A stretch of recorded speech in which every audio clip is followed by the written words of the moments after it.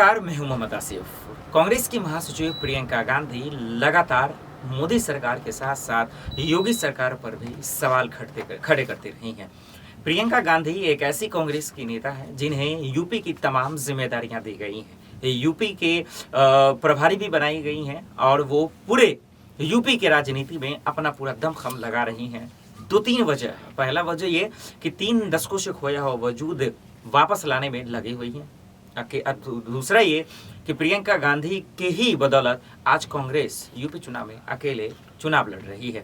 और तीसरा ये कि कांग्रेस का वजूद कितना है, उनका लोगों के अंदर चाहत कितना है, इसको परखने के लिए प्रियंका गांधी यूपी चुनाव में कूद चुकी हैं।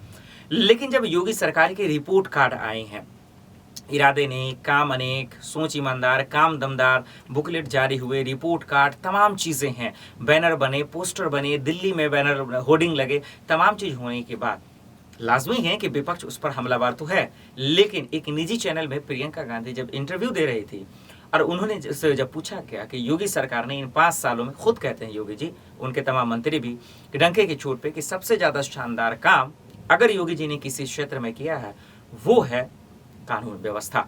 इसी को लेकर जब प्रियंका गांधी से सवाल पूछा गया तो प्रियंका गांधी ने बाखूबी तरीके से समझाया और योगी जी का हवा निकाल दी। उन्होंने कहा कि अगर कानून व्यवस्था दुरुस्त है और कानून व्यवस्था दुरुस्त हुआ है और उनकी तारीफ कर रहे हैं कानून व्यवस्था की, तो क्यों कर रहे हैं, उन्होंने ये भी समझाया। आइए आपको बताते हैं। उन्होंने कहा हाथरस में मामला हुआ, हम सब ने देखा कि किस तरह से शव को रातों रात जला दिया गया। उन्होंने कहा कि किसानों को कुचल दिया गया, मंत्री का इस्तीफा तक नहीं हुआ, उन्नाव में क्या कुछ हुआ। बस सिर्फ इन्हीं 3 चंदों का उन्होंने एग्जाम्पल देकर ये बताया कि अब आप सोचिए कैसे कह रहे हैं कि कानून व्यवस्था दुरुस्त हुआ। उन्होंने ये भी कह रहे हैं कि अब योगी जी या फिर उनके मंत्री या फिर अमित शाह जी ही या फिर मोदी जी अगर तारीफ नहीं करेंगे तो फिर मामला कैसे बनेगा, योगी जी का मामला बनेगा कैसे। सिंपल सी बात है, कानून व्यवस्था ठीक नहीं है तो वो तो ठीक बताएंगे ही, उनका तो ये काम ही है।